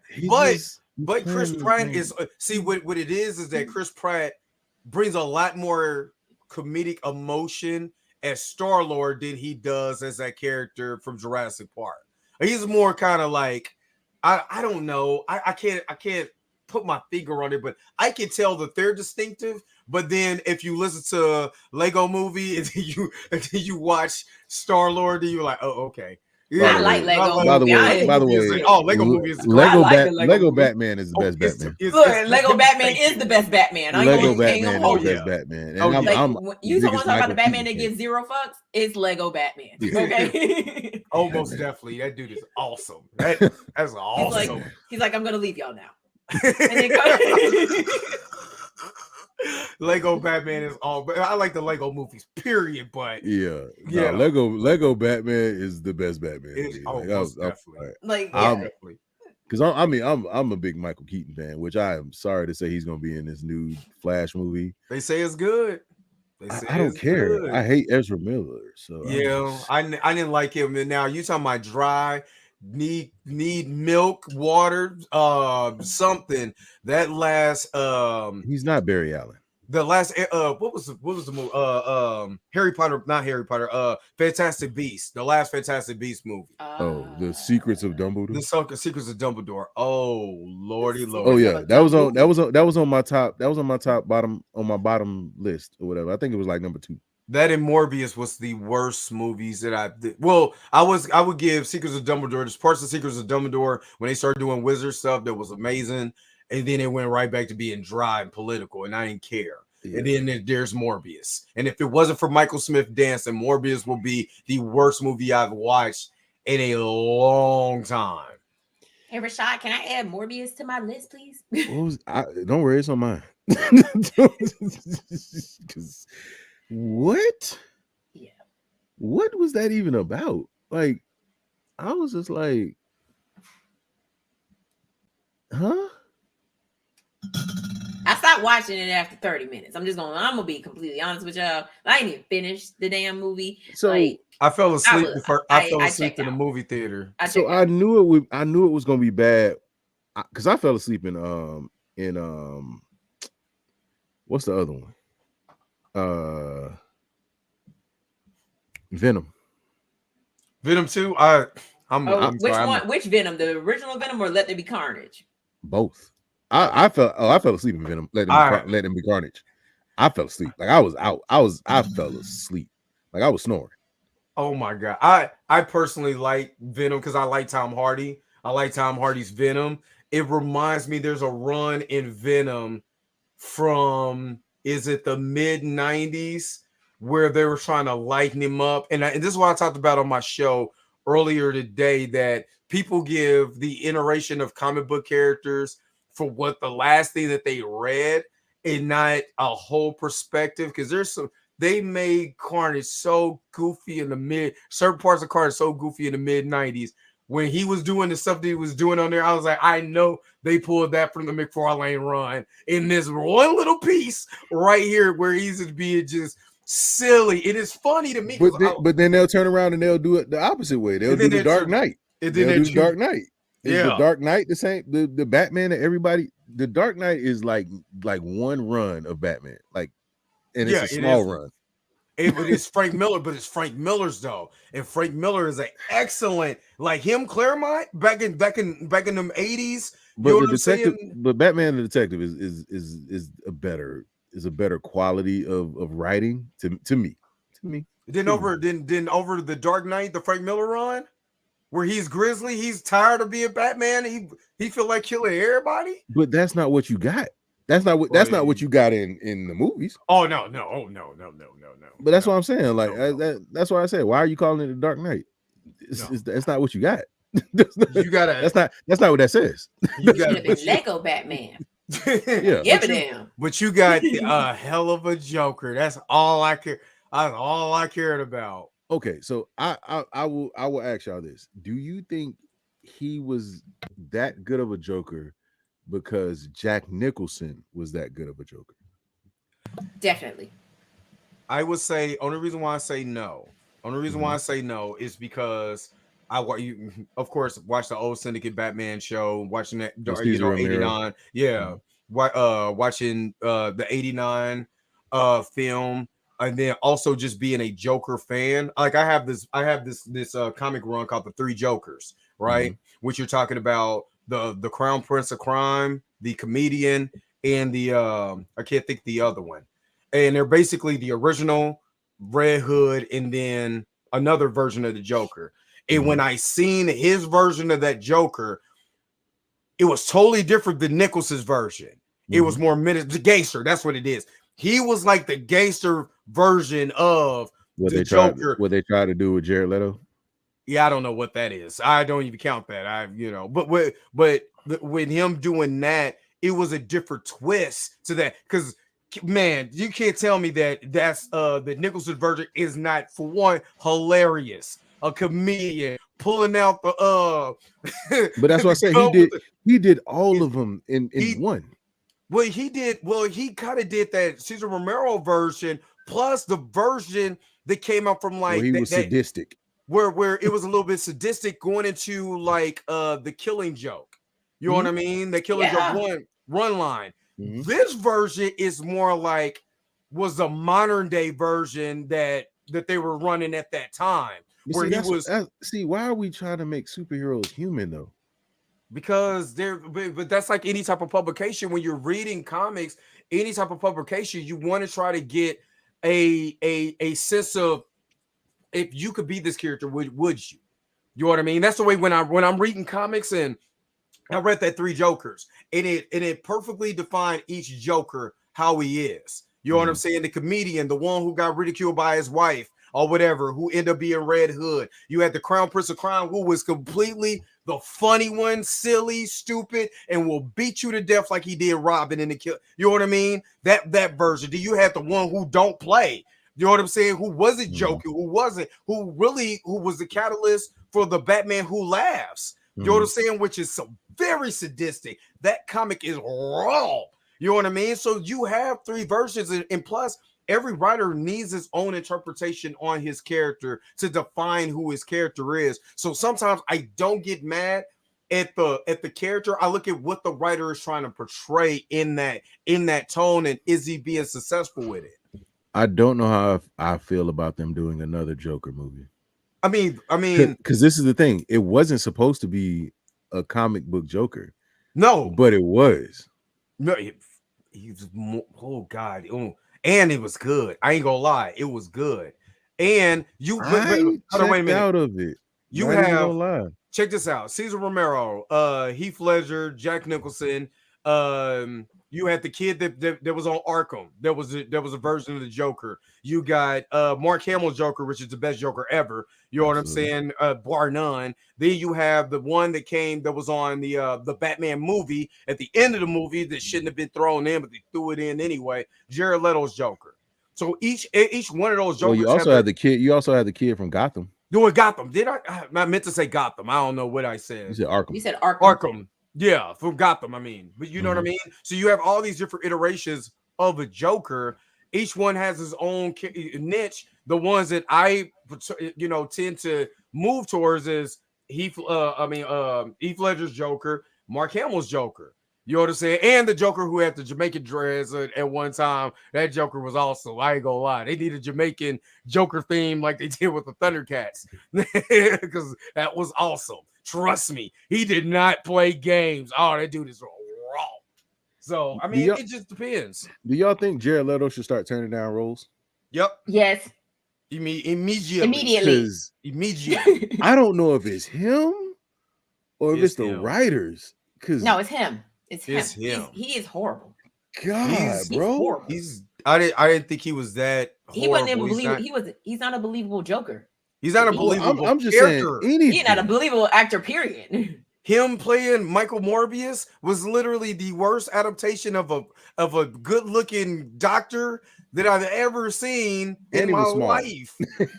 He was small. I was just like, he was well, he was supposed to be, but just like, okay, I'll give you an example. George Clooney playing a doctor is believable. Jared Leto, wait. George Clooney playing a doctor is believable. Can we just say this? George Clooney is the worst Batman ever.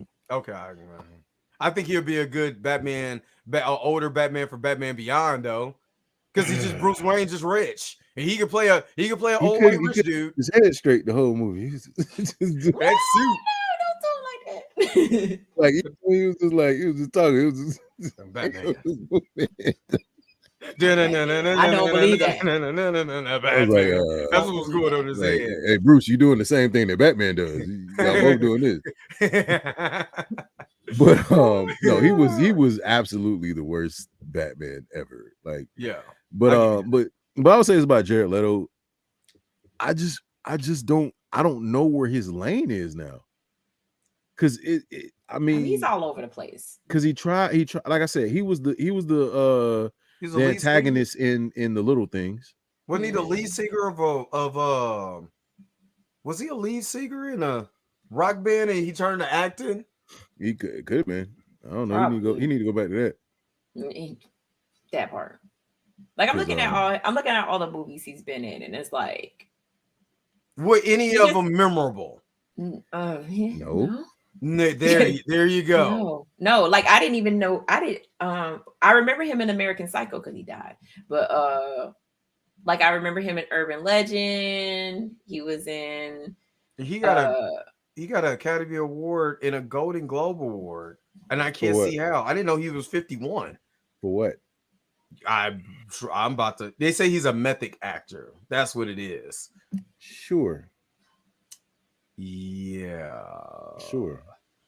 He was in a rock band 30 Seconds of Mars. 30 Seconds to Mars. He's still in that. He's still in that band. In that band, since yeah. 1998. To do what though? He's still in the band. There's nothing that I'm okay. So his performance in Dallas Buyers Club earned him an Academy Award for Best Supporting Actor. So he won. He was in Blade Runner, The Little Things, House of Gucci, Morbius. He was in Blade Runner. He was. Yeah. Hey, shout out to Batista. Like, I'm sorry. He's the best wrestling actor. It's not even close. Like, it's not even close. So hold on, wait a minute. I'm gonna give you one. I'm gonna give you one because I mean, over a span of her career, yeah. But Roddy Piper in what's that? Jesus, what's the name of the movie? Was it in a WWE movie? Oh hell no! It's I got nothing. the one from the 80s where it was like I kick ass and chew bubble gum and I'm all out of bubble gum. Oh God. Hold up. Is it because I got it on my list of movies? Because you can't just buy that movie on digital either, because it's technically labeled anti-Semitic. Is it they something? They Live? They Live. Yes. He was John awesome Carter. in They Live. Yes, he was awesome in They Live. So Mhm. I mean, but Batista, as far as career wise, he's amazing. He's too funny and serious. He's been amazing. So I would say this: I'm M. Night better than The Rock? Shyamalan. Yeah, absolutely. The Rock plays The Rock in everything. Oh yeah, Same character. He can't help it. That Smolder gonna follow him But to this death. is the thing. He didn't start off that way. He didn't. He started off where Batista is now. Yeah, That is very true. I give you this is that. true. Because not Get Shorty. The one where he was the bouncer with the afro, he was hilarious. Be Cool. Be Cool, yeah. Be Cool. Mm-hmm. He was awesome in Be Cool. Walking Tall, he was really good. You know what I mean? The Rundown is probably my favorite. The Rundown, yeah, The Rundown. When did it change? When he got bigger. And because he started getting like, yeah, he talked about that real. He was like, when he first got into Hollywood, Hollywood was basically telling them, you got to be a certain kind of look, you got to kind of be a little bit slimmer down. So when he came back to wrestling, he was smaller. You know what I'm saying? When he did the Hollywood Rock, you know what I mean? And all of those movies were really bangers. But when they was like, oh, I forgot what movie like catapulted him to where he was like, oh, I ain't got to do that. And he started getting real big when he got that Samoan tattoo. Yeah, the tribal tattoo. Whenever that happened, that's when the movie started going left. And then he met Kevin Hart, and it was a wrap after that. It was the tattoo's fault. He said he got the Samoan tattoo, and that's when things went. He met Kevin Hart, and it went left. Let's just go with it wasn't the tattoo, and it was when he met Kevin Hart. No, because I think it was. I think that the Samoan tattoo was first. So, yeah. Oh, we forget he was in his first movie was as the Scorpion King. Scorpion King. That's right. Terrible. Which was not great. It was trash. It was trash. It was bad. It was trash. He got the Samoan tattoo about 2003, 2004. Because he had it when he was still on WWE. Well, he came back after doing Scorpion King, and he became like I said, a Hollywood because he changed his music. You know what it was? Yeah. It was after he beat Stone Cold Steve Austin. Oh, WrestleMania. It was 17. after Walking Tall. Walking Tall was the last time, because the game plan, he was in that corny one with the game plan. Then he turned around. Tooth Fairy. After he did the Tooth Fairy. We don't even talk about that movie, okay? Yeah, he did that. Nobody talks about that movie. And then he started doing those. He did the Gridiron Gang. Mm-hmm. That was not bad. That wasn't bad. It was okay. Then he started doing a few Disney movies. He did the Race to Witch Mountain. Yeah. Oh, by the way, Doom might be one of the worst movies I have ever seen in my life. We're not even gonna talk about that because Jesus Christ, humongous fan of that game, and they destroyed it. So yeah, Doom was. Oh my God! Oh yeah. You talking about the video game, Doom, bro?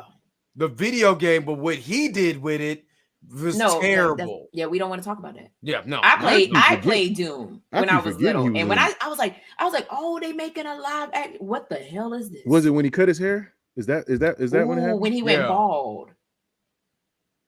I think that's what it was. Yeah, when he started going, when that hairline, like me and him was matching hairlines for a while, and then his went whip. His went with the people's eyebrow. Cause it went so. Then he went in Fast. Then he came in Fast 5. So no, that was it. So like when he beat Stone Cold, that was 2003. So Walking Tall, Be Cool, Doom was 2004, 2005. After that, it went downhill. No, I will say him and Fast 5. Why did I get married too? But him in Fast 5 and Fast 6 wasn't he's playing The Rock, but he wasn't bad in Fast 5 though. At all. Actually, I wouldn't say Fast 5 and Fast 6 besides the original one was some of the better Fast and Furious movies. But I know Rashad doesn't like those movies. But yes, I believe they were better. He was in the other guys. They changed it. The other guys his cameo was hilarious. They chained a safe and drove down the street and crashed in the car. That was dope, though. It was killing people. It was killing people. Hold on, wait a minute. Hold up. When I said that in the comment section of the Bad Boys 2, that they took a Hummer and killed all them wasn't nobody in them houses. Wasn't nobody in them houses. He was in the other guys, and that was terrible. Him and Samuel Jackson. No, that was also other guys is hilarious. I'm literally looking at the Rock's. Let me fly. I'm looking at the Rock's like filmography, and it's just like, what happened? I'm literally looking. He was good at Pain and Gain. He was good at Pain and Gain. That was 2000. But he did G.I. Joe Retaliation.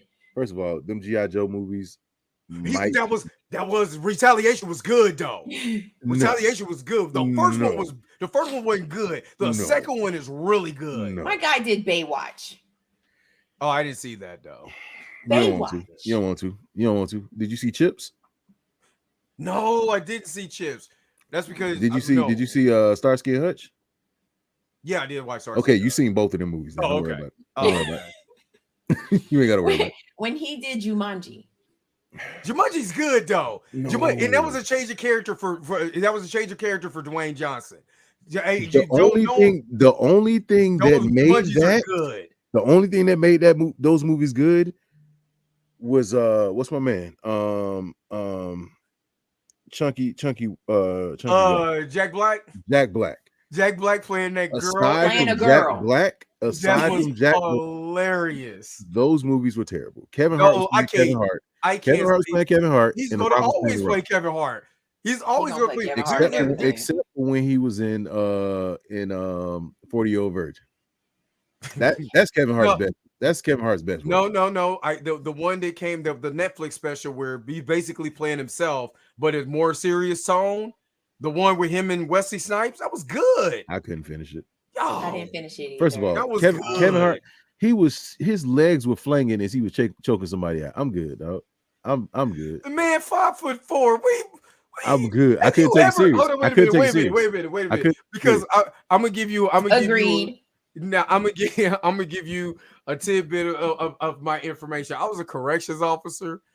There's some little people I've seen. I had to come in on some fights where a little guy was trying to fight a big guy, and it looked like that. Where did we go? Where did I go? Where did you go? Where did I go? There you go. I don't know where I went for a second. I was great. But I mean, I've watched that for myself, so I guess it didn't bother me because I seen it live for myself. And I'm not gonna lie, you walk in and you call it 10:33, seeing this little dude choke a big dude and his legs is slinging all over the place. Funny, but we still gotta break it up. So maybe that's just me.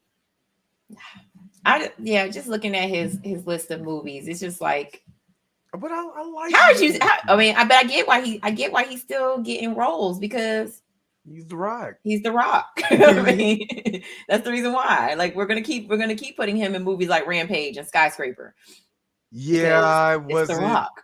Yeah, I wasn't gonna go and watch Rampage at all. I mean, I got the game, the Mortal Kombat arcade game. I got it with Rampage, so I don't need to watch that. I just play that game if I want to just waste 2 hours of my life. You know what I mean? So I wasn't gonna watch that. Plus, Rampage came out along with Jurassic Park, Dominion, or whatever came out. So, God, man, I'm not watching that when this is. If I want to waste time, I'm watching Jurassic Park. So, yeah, it's yeah. Do you think it's Kevin? Do you think it's because he's teaming up with Kevin Hart in so many movies? Kind of like I think he did it on his own. You think so?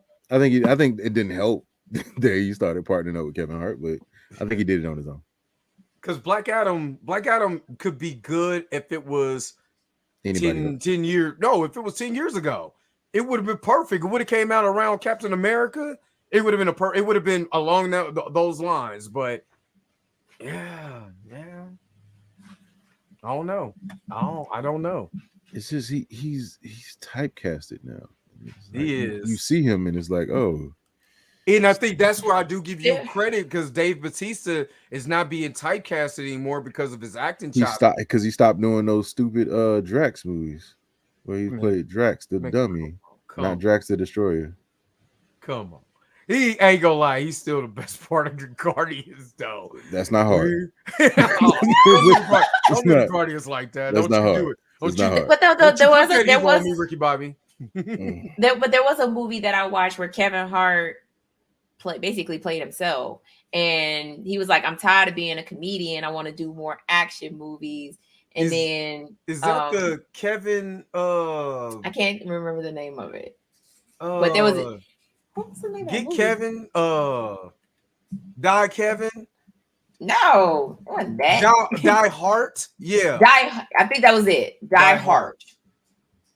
It wasn't great. Oh yeah, I did see that movie. Yeah, it wasn't great, but because it's a spoof of his life, a spoof of his career. Well, not his life, but it's a spoof of his career.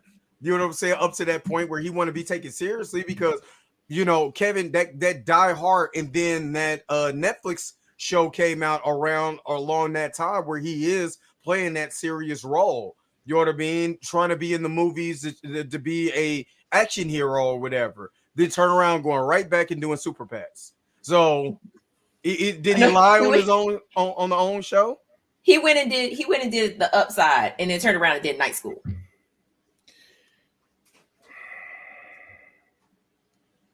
I'm just saying.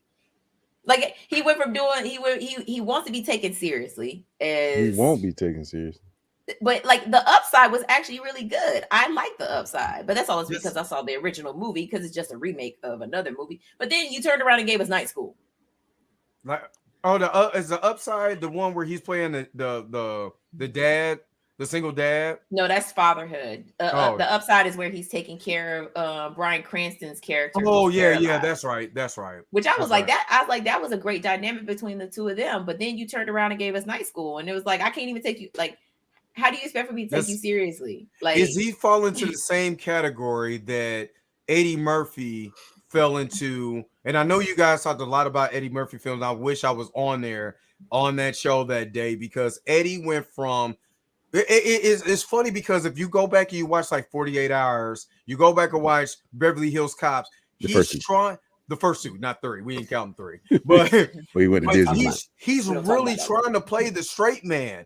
In a lot of those films, I mean, Trading Places, he's kind of the funny guy, and then he gets into a more of a serious tone because of who he's playing, you know, across, you know, Dan Aykroyd and all those other guys. Mm-hmm. But he's trying to play that straight man. I still think Boomerang is his best film because the emotion that he's bringing out from this character, trying to be a straight, you know, kind of still funny, charismatic, you know what I'm saying, lover boy type of businessman who's getting his feelings hurt. You know what I mean? So, I mean, is Kevin going in? He's not really going in that tone, but maybe he's going in tone like Tom Hanks. Tom Hanks wasn't taken seriously for a long time because all he kept doing was funny movie because he started off as a comedic actor. And then he did one film that changed everything. And then all of a sudden, he got cast more of a serious role. So maybe Kevin is trying to fight that Tom Hanks type thing. He really ain't because he gave us Fatherhood, and he's not getting the Forrest Gump, bro. No, he's not getting the Forrest Gump. Yeah. He's not even getting a Castaway. No, Castaway is so. Good. I think I honestly think The Upside and Fatherhood was supposed to be his Castaway and his Forrest Gump because we were supposed to get this whole serious side of him and you know him trying to venture onto that side of acting. Mm-hmm. But when people look at him, it's just like it doesn't work. So he goes back to the stuff that. When are you going to say something funny? But Mika and Rashad, would you say is oversaturation of Kevin Hart? Oh, most definitely. It's because that's what it is with The Rock. Yeah, it's oversaturation. Yeah, it's oversaturation. I've seen him too much, and it's happening with a lot of actors. Mm-hmm. I mean, because you know, when you see Kevin Hart, you automatically know he's going to be over the top. He's going to be loud. He's going to have all the jokes, and because of that, you can only do that so much. Like, Yeah. you can only do that. Like, all his movies were back to back to back to back. It seemed like every single year we were getting a Kevin Hart movie. We was getting a Rock and a Kevin Hart movie. We was getting, Kevin Hart and Will Ferrell. We was getting Kevin Hart and we was getting Kevin Hart and Ice Cube for a while too. We got Kevin Hart and Ice Cube. It was always buddy cop or buddy. Yeah. I say buddy cop, but yeah, it is. That's what it is. Buddy cop. Always movies. a buddy. You got Kevin Hart and Will Ferrell. You got Kevin Hart. It's just like, and Tiffany Haddish. I mean, like, it's never just. She's annoying. It's all the hell. It's never just a movie with just Kevin Hart. But and I think the dynamic between Kevin, Richard, all of those other comedians that came before them, because Hollywood, for one, we don't have they didn't have the platforms that we have today. Kevin can use his own money to produce his own film right here. Netflix is going to back it. You know what I'm saying? Or a streaming service is going to back it because of his name, and it's going to be right in front of your television or whatever. And people will still buy it because they like that brand of comedy. In the Eddie days, he couldn't do that because it wasn't the studio. Yeah, Paramount wasn't going to just allow you to keep making movie after movie. Sony, MGM, none of them. New Line Cinema. They wasn't going to continue to let you do back to back to back to back to back to back to back. Miramax wasn't even going to let you do that. And Miramax put out anything. You know what I mean? So I think that's why we didn't get the oversaturation of Richard, Eddie, and all these other comedians. And you're getting a lot of that now. From my personal perspective of that. Yeah. I have to agree. Yeah. Hopefully we won't get no more Kevin Hart. I'm joking. Whatever. It's not necessary. It just needs to be spaced out. He needs to take a break and space his movies out. Maybe I like it. Yeah. We're gonna see, man. I just hope some good movies, man. We're gonna have to do this again. Probably jump on and talk just some new movies that's coming out or something. Anything, whatever. But we're gonna definitely have to talk some new movies. Let me ask you guys: are you guys going to go see Transformers: Rise of the Beast? I don't have a choice. Kind of don't, dog. It's kind of the business that we in. Right well, now. I mean, no, it ain't even the business. I don't have a choice. I have a 9-year-old that will not let me live that down. Oh, with the Transformers? Yeah. Oh, so she's a big Transformers fan. Huge. Yeah, for me it's business. So I just see. I mean, I don't want to show. I wish I could show you guys my Transformers collection. It is ridiculous. So most definitely, I will be going to go see that movie. I mean, I was a big Beast Wars fan when I was a kid. So for me, I ain't watching none of that. That was good at Beast Wars. Well, I actually like Beast Wars more than I did like regular Transformers. Beast Wars was your first introduction to Transformers. No. It wasn't my first. It was my favorite. Oh, okay. It was just your favorite. Yeah, mine was the original, 84 cartoon. You know what I mean? So a lot of the Transformers that I have the aesthetic of the 84 cartoon. And then I didn't watch Beast Wars because I was like 17 and I was doing something else beastly. You know what I'm saying? And it's damn sure they hadn't do nothing with no Transformer. You know what I mean? So I was kind of grown. Yeah. I'm trying to keep it PG. Hey, brother, hey, I told you. I fold easily, brother. Whatever you don't want to be said to somebody, don't tell me. So you know what I mean? So me and my brother we're gonna watch it, and I told him we're gonna do a show on it or whatever. So whenever I do that, if you guys want to stop by, we all chat because I could get up to 10 people on there, so we could just chop it up and talk about it and stuff like that. So that's just something in the future. So quick question: Have you seen Creed 3? You said you haven't. I haven't seen. Are you going to go see it? I'm going to go see it, and if I don't, I already know the barbershop will go let me see Creed 3. So not the barbershop. I don't want to say certain things on the UB-tubes, but the barbershop. But I'm probably gonna go see it because. What about do you watch Snowfall? No. No, I don't. And this is me. This is me watching his show. I don't. The reason why I don't watch so far because I grew up in the '80s, and the drug epidemic, or whatever, really ravaged a lot of my family. So I don't jive with. I don't jive with those. But I did before we go. I did say that I think it's what's the kid's name? Damson Idris. That's your next T'Challa. The acting chops on that. I don't know why. Don't know why. The acting chops. The acting chops on that kid. Yo, I'm just saying. Can you imagine him and Jonathan Majors, dude, in a mental battle on screen? Man, listen, hey, check this out. We gotta go. Yeah, that's it. That's it for me. That's it for me. That's all I wanted to say is that kid. That's it. But we gotta go. But Dre, definitely appreciate you for stopping through, brother. We just was kicking movies, man.